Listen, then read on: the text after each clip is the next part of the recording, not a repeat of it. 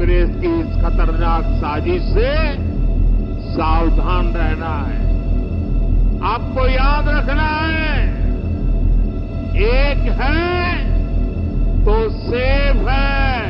और हम लोगों की मांगों पर हम लोगों का जो मुख्य लड़ाई रहा, आज उस पर केंद्र सरकार को भी झुकना पड़ा और केंद्र सरकार ने निर्णय लिया है कि जो अगला सेंसस होगा उसमें जातीय जनगणना को भी इंक्लूड किया जाएगा।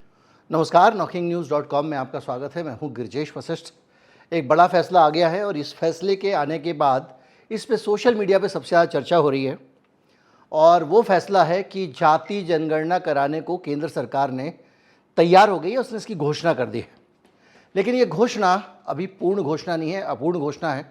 इसमें बहुत सारे पहलू इस घोषणा में छूट गए हैं। पहले हम उस पर भी बात करेंगे, हम इसके साथ ये भी समझेंगे कि ये घोषणा अचानक सरकार ने क्यों की, क्योंकि ये इरादा ही सरकार का नहीं था। कहीं पे भी ये नहीं था कि सरकार जाति जनगणना करने वाली है, क्योंकि इस बार के बजट में भी सरकार ने जाति जनगणना का प्रोविज़न नहीं रखा था। उसके लिए पैसे का एलोकेशन कम कर दिया था।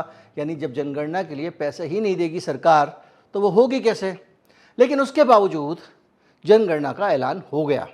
ऐलान कैसे हुआ, इस पर छोटी सी खबर कवर करते हैं, उसके बाद आगे बढ़ेंगे और इसके अंदर की पूरी कहानी समझेंगे और ये समझेंगे कि इस वक्त केंद्र सरकार को ये फैसला क्यों उठाना पड़ा। पहले सुनिए अश्विनी वैष्णव का वो बयान जिसमें उन्होंने जनगणना के ऐलान का ऐलान किया है। 20/4/2025 के दिन प्रधानमंत्री श्री नरेंद्र मोदी जी के नेतृत्व में राजनीतिक विषयों की कैबिनेट समिति ने यह निर्णय लिया है कि जातियों की गणना को आने वाली जनगणना में सम्मिलित किया जाए। यह इस बात को दर्शाता है कि वर्तमान सरकार देश और समाज के सर्वांगीण हितों और मूल्यों के लिए प्रतिबद्ध है। यानी अश्विनी वैष्णव ये कह रहे हैं कि जब भी अगली बार जनगणना होगी तो उसमें जाति के कॉलम को रखा जाएगा, किसकी कौन सी जाति है इसको रखा जाएगा। यानी जनगणना होगी उसमें जाति शामिल होगी। लेकिन ये उतना सीधा नहीं है, क्योंकि राहुल गांधी ने जब ये घोषणा हुई सरकार की तो उसके बाद बहुत सारी बातें रखी। उन्होंने ये कहा कि हम सरकार के साथ हैं, सरकार को सहयोग करना चाहते हैं। लेकिन इसमें एक बड़ा लेकिन है। वो लेकिन ये है कि जनसंख्या जो जनगणना है उसका फार्मूला क्या होगा, फॉर्मेट क्या होगा, वो किस तरह की होगी। और इसको लेकर दो मॉडल आ रहे हैं। एक तो बिहार का नीतीश वाला मॉडल है, लेकिन राहुल गांधी चाहते हैं कि जो तेलंगाना और कर्नाटक में कांग्रेस पार्टी ने जाति जनगणना की है उस जाति जनगणना को ही उठा ले केंद्र सरकार, या उस तरह से जाति जनगणना करे। राहुल गांधी को लगता है कि ये मॉडल ज़्यादा साइंटिफिक है। राहुल को सुनते हैं फिर आगे बढ़ते हैं। Political equality will be destroyed, ये अंबेडकर जी के शब्द हैं और आज ये बात सबके सामने है। पॉलिटिकल इक्वालिटी जो थी वो खत्म हो गई है। हिंदुस्तान के सारे इंस्टीट्यूशंस कैप्चर कर लिए गए हैं। सोशल इक्वालिटी नहीं रही, फाइनेंशियल इकोनॉमिक इक्वालिटी नहीं रही। इसीलिए हमारा अगला कदम जाति जनगणना होगा। हम देश को दिखाना चाहते हैं कि आपने किन लोगों का और कहां-कहां अंगूठा काटा है। अब इसके बाद में जब ये पूरा कहानी होती है तो एक सवाल बड़ा मन में उठता है कि ऐसा क्या हुआ जो मोदी जी को इतना बड़ा ऐलान करना पड़ा। हालांकि इस ऐलान को लेकर कांग्रेस पार्टी को तमाम आशंकाएं हैं।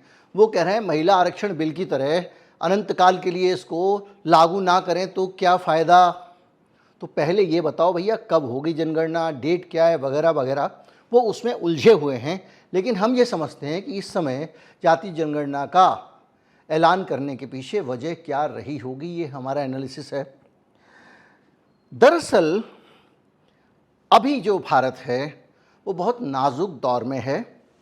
हमारे देश में किस तरह से जब एक आतंकवादी घटना होती है, आतंकवादी घटना होने के बाद देश में एक ज़बरदस्त सांप्रदायिक नैरेटिव चलता है और वो सांप्रदायिक नैरेटिव कहता है जाति नहीं धर्म पूछकर मारा।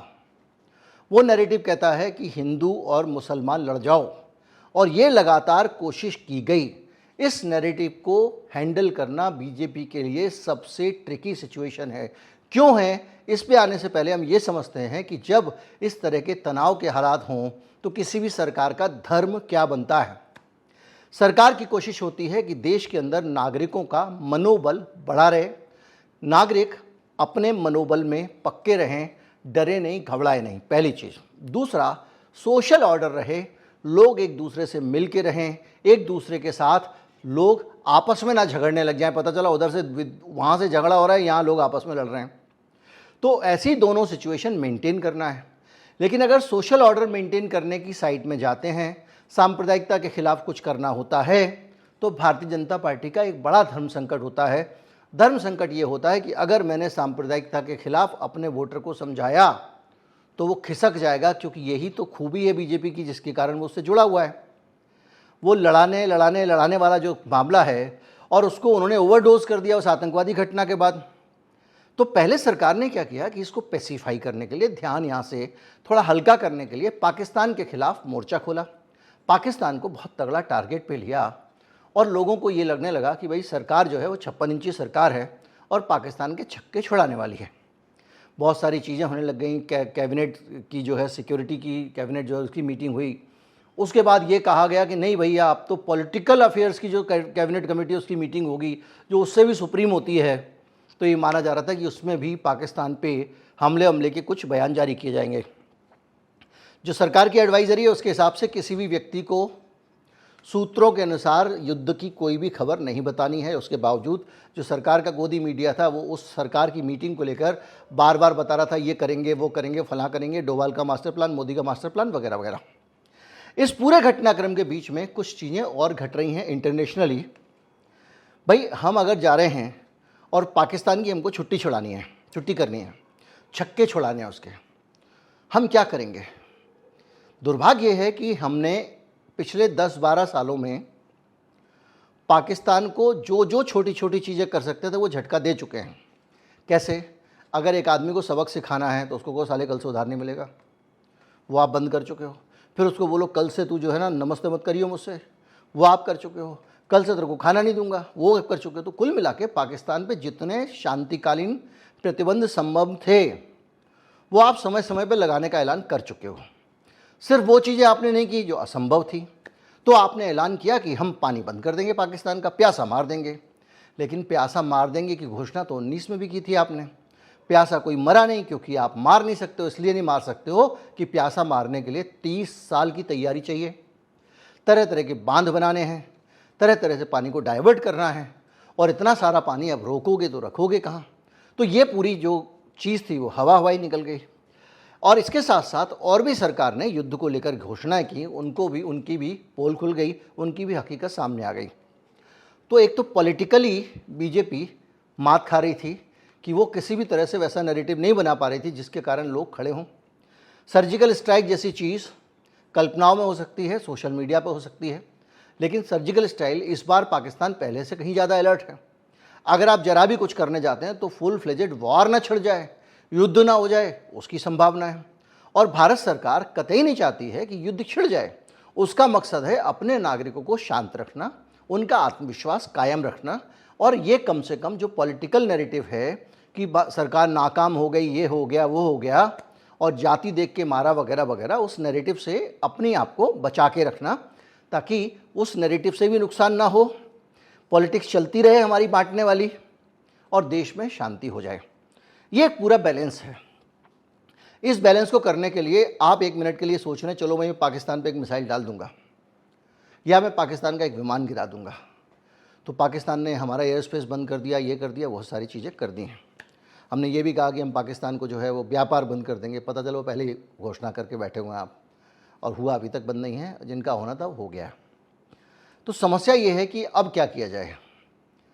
इस क्या किया जाए के बीच में अगर आप पाकिस्तान पे हमला भी करने की सोचते हैं कि चलो भाई मैं एक महान वॉरियर बन जाऊंगा, 75 साल की उम्र हो गई है, रिटायरमेंट का वक्त आ गया है, ऐसा ना हो कि मुझे हटा दे, आरएसएस कहे कि नहीं भैया जाओ, 75 साल में आपने आडवाणी को किया था, जोशी को किया था, तो आप भी जाओ मार्गदर्शक मंडल में, तो मैं एक महान नैरेटिव खड़ा कर लूँ, तनाव क्रिएट कर दूँ, ये भी एक बात आती है।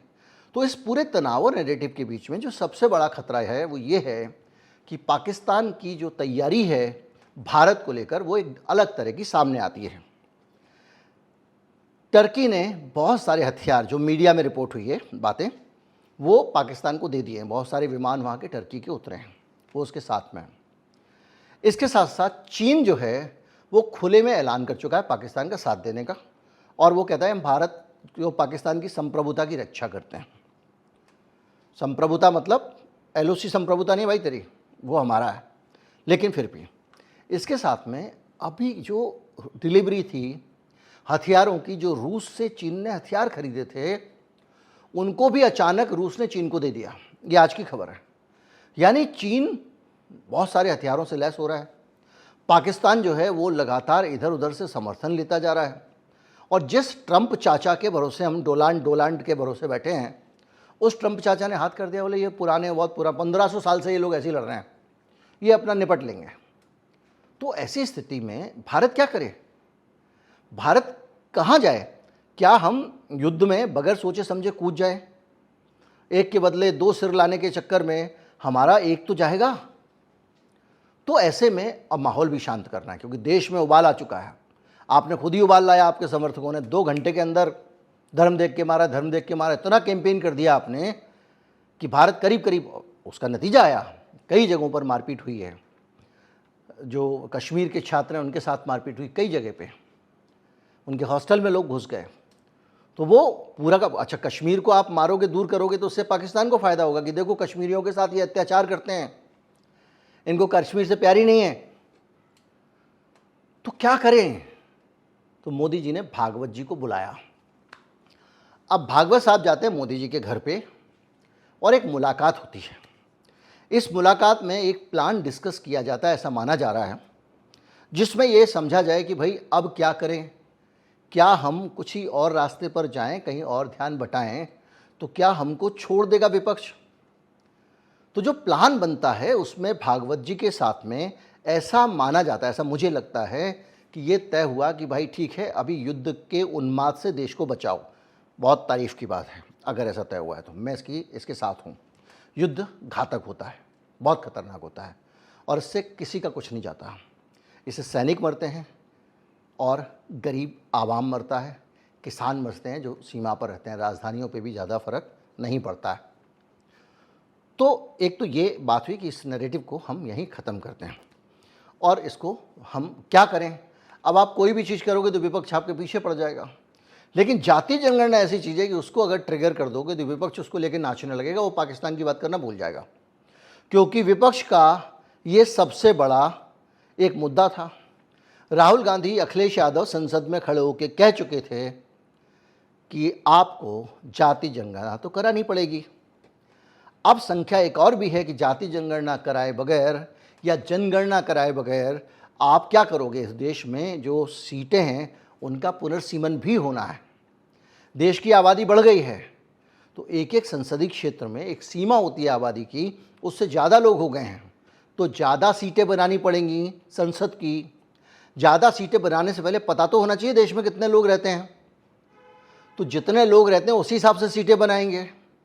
तो वो सीटें बनाने के हिसाब से मैंने एक बार कैलकुलेशन बताया था आपको, नई संसद भी छोटी पड़ जाएगी। खैर, तो जब आप ये बात करते हैं कि सीटें बनाएंगे तो उसके लिए आपको संख्या मालूम होनी चाहिए और उसके लिए जनगणना करना ज़रूरी है। तो जब जनगणना करना ज़रूरी है तो आप क्या करोगे? आप जनगणना करोगे तो उसमें जाति को छोड़ दोगे। अगर आज जनगणना का ऐलान बगैर जाति के करते तो कितना बुरा होता। दो तरफ से घिर जाते। एक तरफ तो युद्ध वाले मामले में आपकी नाकामी, हर तरह की नाकामी सामने है जनता के। लोग लिस्ट लेके बैठ गए कि 10 बड़े हमले हुए, आप ही के राज में हुए, आप ही की सरकार थी, चाहे अभी की हो या पुरानी हो। तो उसमें जो है जाति जनगणना को छोड़ दिया गया। लेकिन जो लोग खुश हो रहे हैं उनको ये समझना चाहिए कि अभी जाति जनगणना होगी, ऐसा ऐलान किया गया है। किस पैटर्न पे होगी, किस हिसाब से होगी, उस जनगणना में क्या किया जाएगा, वो राहुल गांधी वाला तेलंगाना या कर्नाटक का फार्मूला होगा या नीतीश वाला बिहार का फार्मूला होगा। इस फार्मूले से जनगणना करने के बाद भारतीय जनता पार्टी जब ये स्वीकार कर लेगी कि जिसकी जितनी संख्या भारी उसकी उतनी भागीदारी, तो एक बड़ा सवाल और उठ जाएगा। जैसे प्राइवेट कॉलेजेस में रिजर्वेशन का कानून है, राहुल गांधी कह रहे हैं लागू करो, उसी तरह से प्राइवेट नौकरियों में रिजर्वेशन की मांग उठने लगेगी, निश्चित तौर पे उठेगी। तो कांग्रेस पार्टी चाह रही है कि ऐसा हो जाए और बीजेपी अभी सिर्फ इतना चाहती है कि ये पूरा जो बवाल है पाकिस्तान वाला ये टल जाए, क्योंकि इसको पाकिस्तान वाला जो बवाल है खड़ा भी इन्होंने किया और मकसद ये था कि किसी तरह से अपने वोटर को भी अपने साथ रख लो, लोगों का कॉन्फिडेंस भी बचा के रख लो, देश के नागरिकों का। निश्चित तौर पे मुझे ऐसा लगता है कि भारत के लोग इतने बुद्धिमान हैं कि अगर उनको ये कहा जाए कि हम किसी प्रकार का तनाव नहीं चाहते हैं, युद्ध से किसी का भला नहीं होता है, इसलिए हम कोशिश करेंगे कि इस मसले को सुलझा लें, तो लोग समझ जाते हैं। लेकिन यहाँ मामला दूसरा है, क्योंकि आपकी पॉलिटिक्स ही एंटी पाकिस्तान एंटी मुस्लिम वाली है, तो आप वो भी नहीं कर सकते थे। तो ऐसे में मुझे लगता है कि ये वो पूरी की पूरी जो परिस्थितियाँ हैं उसमें शांत करने के लिए, उस उबाल को ठंडा करने के लिए जाति जनगणना का ऐलान हुआ है। लेकिन इस ऐलान के लागू होने के मामले में भारतीय जनता पार्टी कितने कैच लगाएगी, कितने एंगल लेके आएगी, ये हम सब देखेंगे। और कुल मिला के अभी ये राहत की सांस मानी जा सकती है, एक राहत की सांस ले सकते हैं हम कि फ़िलहाल युद्ध का तनाव मुझे ऐसा लगता है टल गया है। और वैसे भी ये सरकार युद्ध के मामले में अपनी जिम्मेदारी से पल्ला झाड़ चुकी है।